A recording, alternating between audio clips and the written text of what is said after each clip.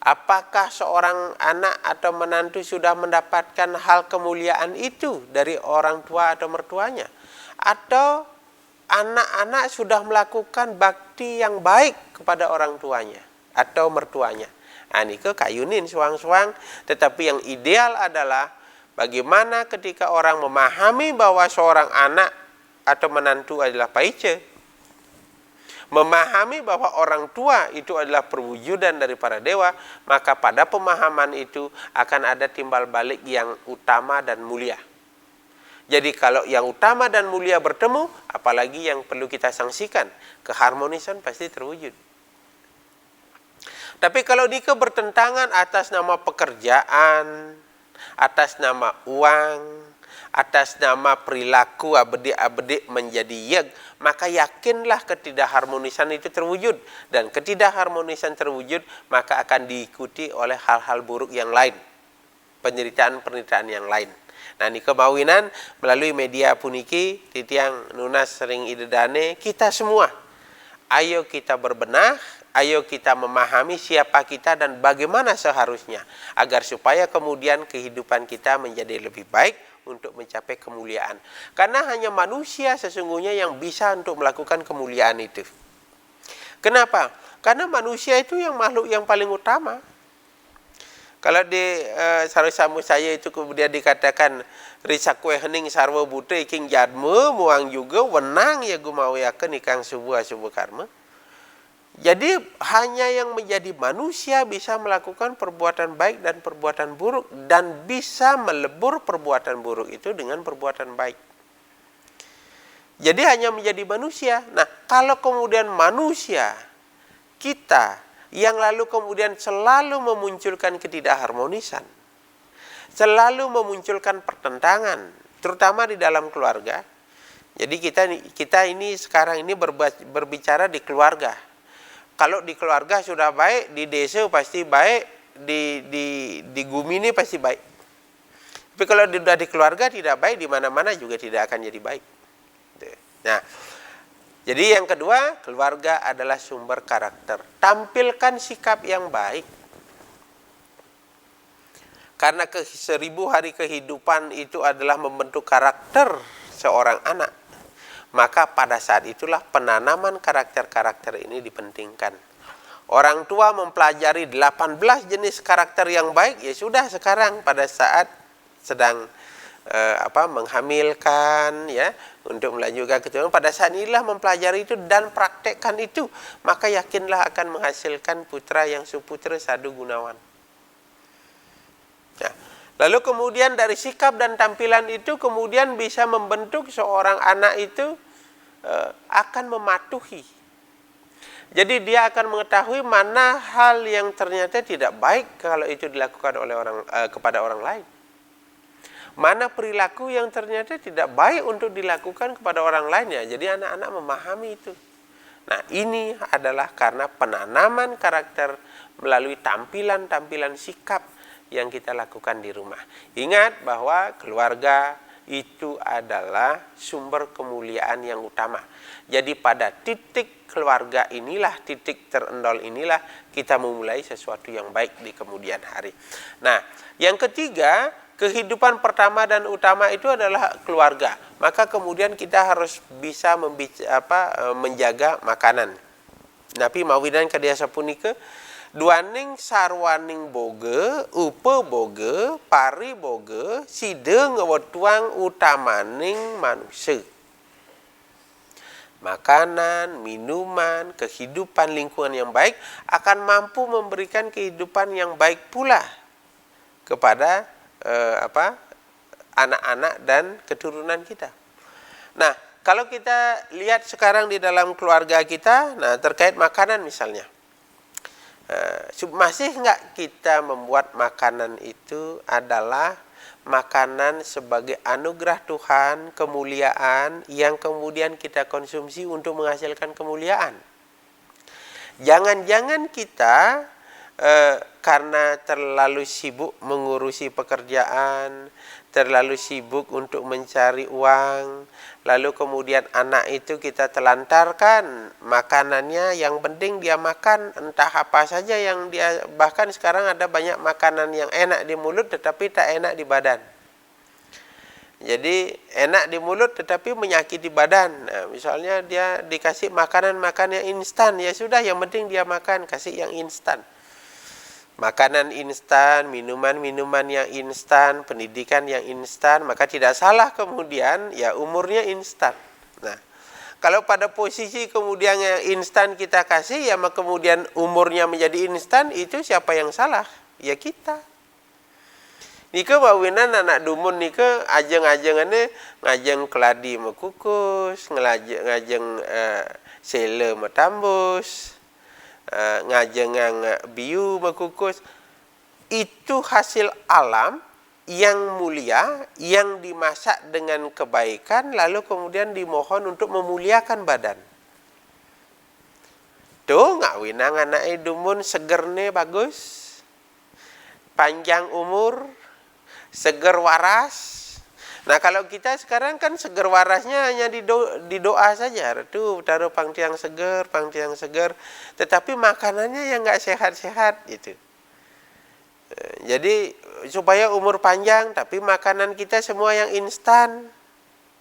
Nah, ini sesungguhnya keteledoran keluarga untuk membentuk kehidupan keluarganya. Jadi kalau saja misalnya kewajiban-kewajiban ayah berjalan baik, kewajiban ibu berjalan baik, maka anak-anak pasti akan terpelihara dengan baik. Jadi bagaimana dia dihidupi dengan makanan yang baik, makanan yang enak, makanan yang sehat, itu kemudian akan menghasilkan sentane, kelanturan, anak-anak yang mulia, yang kemudian dia memiliki jiwa yang sehat dan raga yang sehat. Kan orang-orang yang disebut jaga dite adalah ketika badannya yang sehat, lalu bisa mencapai kesempurnaan atau disebut dengan jiwa yang sempurna. Di dalam raga yang sehat terdapat jiwa yang sempurna. Nah, umat sedharma yang berbahagia, kalau kita menarik beberapa kesimpulan pada cerita-cerita tiang tadi, maka ada beberapa hal yang mungkin bisa dijadikan pedoman. Yang pertama, pola asuh pendidikan yang baik itu dimulai dari 3 hal yang baik. Kita latah sekali menyebutkan trikaya parisuda gitu. Padahal sesungguhnya trikaya parisuda itu adalah pada konsep teori, lalu kemudian teori ini ke makin anggo. Jadi trikaya itu adalah bagaimana berpikir dengan baik, berbuat dengan baik, dan berbicara dengan baik. Tetelu niki manten ajarkan pada anak-anak. Jangan terbiasa memikirkan orang lain, jangan terbiasa memikirkan kemampuan orang lain. Karena ketika kita memikirkan kemampuan orang lain, kita lupa untuk membangkitkan kemampuan untuk diri kita sendiri. Ketika kita melihat, menilik kesuksesan orang lain, kita lupa untuk merancang kesuksesan untuk diri kita sendiri. Makanya ngawit mangkin, ya hentikan ampun memikirkan tentang orang lain kalau memang tidak penting untuk kehidupan kita. Jadi kita rancang, kita baikin kehidupan kita aja sudah. Maka ketika kita menjadi baik, kita nggak perlu kasih tahu orang, orang akan belajar tentang kehidupan kita. Kalau kita sudah baik. Tetapi kalau kita sibuk ngurusin orang terus, lalu kemudian kita menyampaikan kebenaran pada orang lain, ya sama saja halnya dengan kita nyampat dengan sampat yang agak kotor. Jadi kotorannya kemana-mana. Itu. Nah, jadi 3 hal ini bayu sabda hidup, ajarkan berpikir dengan baik. Nah, yang kedua, ajarkan berkata-kata dengan baik, kurangi mengajarkan anak-anak berkata yang kasar, bangras, mengejek, menjelekkan, membuli orang lain, itu tidak boleh. Jangan diajarkan anak-anak kita untuk menyatakan jelek pada lingkungannya. Katakan itu baik, bahwa kemudian ada sampah yang kotor, ayo kita sapu supaya jadi baik. Kalau ada teman-teman kita yang nakal, ayo kita bikin baik supaya menjadi baik. Jadi ajarkan mereka karakter di mana pemuliaan bahwa orang lain, makhluk lain itu juga adalah bagian dari dirinya, sehingga dengan memelihara orang lain sama dengan memelihara dirinya sendiri. Nah, yang kedua, menjadilah lingkungan yang baik bagi keluarga. Jadi di dalam keluarga itu jadi ajak lingkungan keluarga kita untuk satu parhyangan, melakukan pemujaan dengan baik. Bahwa semua ini adalah anugerah, semua kehidupan kita adalah anugerah. Karena ini adalah anugerah, maka inilah yang harus kita syukuri, yang harus kita jaga, yang harus kita muliakan. Maka ketika ada orang-orang dengan melakukan kehidupan sebiasa-biasanya, lalu kemudian dia terbiasa untuk melakukan pemujaan, jadi parhyangannya dibaikin. Jadi tidak memilih dia apakah harus sembahyang ke pura besar, tetapi dia rutin melakukan sembahyang di puranya yang kecil. Bahkan ada orang sembahyang di pura, kemudian ada juga sembahyangnya di pelinggihnya Turus Lumbung. Yang terpenting adalah keyakinannya, bukan besar dan kecil puranya. Tapi begitu dia yakin bahwa Tuhan itu ada, tanpa itu pun keyakinan itu akan muncul dan bisa menghasilkan. Jadi yang pertama, jadikanlah lingkungan yang baik dengan melakukan pemujaan parhyangan. Yang kedua, jadikan lingkungan yang baik untuk membuat baik lingkungan kita dengan tata krama yang baik. Bagaimana belajar untuk menyapa orang tua, menghormat orang tua, menyapa kaki lani dadong, kemudian membaikkan, melayani kaki dan dadong, orang tua dan sebagainya. Itu adalah cara-cara adab yang baik untuk mencapai kebaikan. Maka ada cerita begitu seorang anak sangat menghormat pada orang tuanya, maka segala kebaikan telah dirancang oleh dirinya. Tetapi kalau dia tidak menghormat pada orang tuanya, maka ingatlah itu dia sedang merancang kegagalan dalam hidupnya. Cuman gagalnya bisa cepat, bisa lambat. Begitu juga suksesnya bisa cepat dan bisa lambat. Tergantung dari bagaimana prosesnya dia untuk berjuang. Yang ketiga, Indrani Sareng Sami, jadikanlah lingkungan yang baik dengan memelihara, menata tumbuhan yang ada, lingkungan kita, pelemahan kita dengan baik. Jadi tumbuh-tumbuhan yang asri, bunga-bunga yang asri, yang harum ditanam, itu bisa memberikan vibrasi yang baik. Jadi kalau sekarang kita sering sekali untuk sembahyang, untuk memuja, kita mencari bunga keluar, cobalah kita belajar menanam di rumah. Dengan banyak bunga-bunga harum ditanam di rumah, maka ada banyak juga keindahan-keindahan yang wangi yang juga akan diperoleh. Kemudian yang selanjutnya sebagai solusi kita adalah, pertama, pendidikan itu sesungguhnya di sekolah itu nak tongos meluasang sebenarnya. Begini, segala macam kebaikan yang kita tanamkan kepada seorang anak pertama kali kita lakukan di rumah. Bahwa kemudian ada yang tidak kita pahami, ada yang tidak kita ketahui, maka ini akan ditanyakan di sekolah oleh kepada gurunya. Nah, maka kemudian ada pertanyaan, mana yang baik, mana yang buruk, apakah ini benar, apakah ini salah, itu adalah pertanyaan kepada guru pengajian. Makanya dumun guru ni ke nak jeg mulia saja. Guru itu betul-betul dianggap orang yang paling tahu, yang kemudian bisa memberikan bahwa ini benar dan ini salah. Sehingga kemudian pada zaman dahulu guru itu ya betul-betul guru itu gunatita rupa warjita. Jadi orang yang mampu menyeberangkan dari yang gelap menuju yang terang.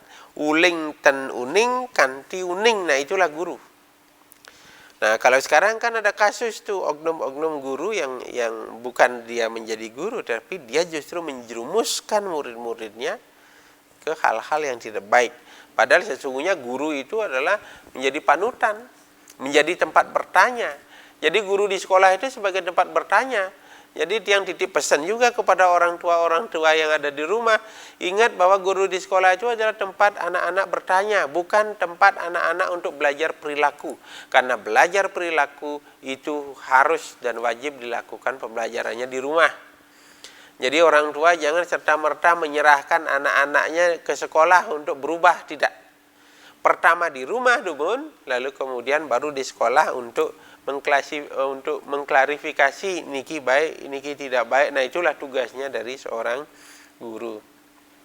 Nah, umat sedharma yang berbahagia, yang terakhir, pendidikan keluarga yang kemudian ikut nimbrung untuk menjadi seorang pendidik itu juga adalah masyarakat.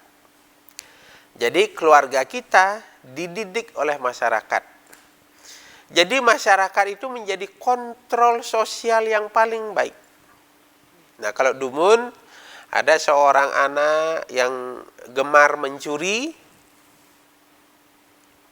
maka tetangganya, pamannya, orang-orang di lingkungannya akan dengan galak menasehati anak ini untuk supaya tidak mencuri. Dan itu menjadi benar. Artinya apa? Masyarakat jadi kontrol sosial. Masyarakat berhak untuk ngontrol, berhak untuk ngasih tahu, dan itu diperbolehkan oleh orang tuanya. Durus, silahkan diajari. Nah, kalau mungkin berbeda.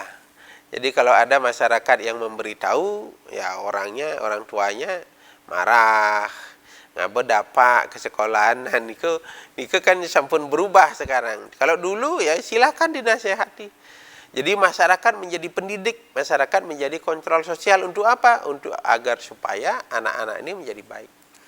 Jadi masyarakat itu sebagai kontrol sosial. Kemudian guru WCC itu sebagai penerang. Guru WCC itu untuk mengarahkan agar supaya masyarakat bertata laku, bertata krama yang baik.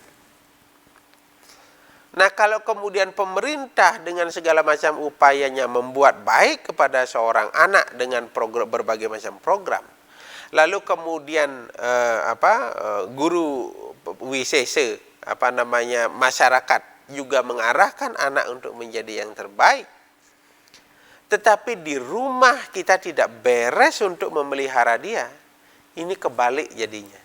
Padahal di keluarga mengharapkan sesuatu yang baik kepada anak, dibantu oleh guru, masyarakat, dan pemerintah, mestinya ini akan menjadi baik. Jadi jangan sampai hal ini terbalik yang kemudian menyebabkan anak-anak kita itu menjadi orang yang sudah dibentuk dengan baik, cetakannya sudah baik, tetapi dia hasilnya tidak baik. Kenapa? Karena di tempat pendidikan yang pertama dan utama yang namanya keluarga, dia tidak beres. Sebagaimanapun cara pemerintah mengarahkan pendidikan, sebagaimanapun cara daripada masyarakat untuk menjadi kontrol sosial, tapi kalau di keluarga sudah tidak menjadi pendidikan yang utama dan pertama, maka tidak ada gunanya apa yang disampaikan oleh masyarakat dan pemerintah itu. Nah, umat sedharma yang berbahagia, kiranya nike yang bisa tiang sampaikan dalam Dharma Wacana ini sebagai kesimpulan bahwa keluarga yang utama itu adalah keluarga yang dididik dengan keutamaan, dididik dengan lingkungan yang utama, yang kemudian bisa menghasilkan kehidupan yang utama. Ingat, anak-anak, orang tua harus menjalin hubungan dengan kesadaran bahwa orang tua adalah widi sekala bagi seorang anak, dan anak-anak adalah paice bagi orang tua. Jadi sama-sama harus saling menjaga, sehingga kemudian keharmonisan itu terwujud. Yang terakhir, ini mungkin pesan yang paling perlu untuk kita sampaikan kepada umat, bahwa tidak ada lagi anak atau menantu, tidak ada lagi orang tua atau mertua. Yang ada adalah dia adalah anak saya, dia adalah orang tua saya. Jadi tidak ada lagi makna-makna lain yang kemudian menjadi penyulut kedisharmonisan dalam keluarga. Karena begitu keluarga di titik yang pertama dan utama ini sudah rusak, di sini sudah bermasalah, maka kehidupan yang lainnya pasti bermasalah. Maka dari itu, umat sedharma yang berbahagia, keluarga utama itu tidak dibentuk begitu saja. Itu harus dibentuk oleh semua. Semua harus bergandengan tangan untuk membentuk itu, sehingga kemudian menghasilkan keluarga itu betul-betul menjadi surga, betul-betul itu menjadi nilai yang baik untuk kemudian kita nikmati keharmonisannya untuk kehidupan kita yang lebih mulia. Kirang langkung titiang nunas pengampura nike yang bisa tiang sampaikan pada kesempatan ini. Meliapisan ngiring sarang-sarang sinep antuk para mesanti. Om Santi Santi Santi Om.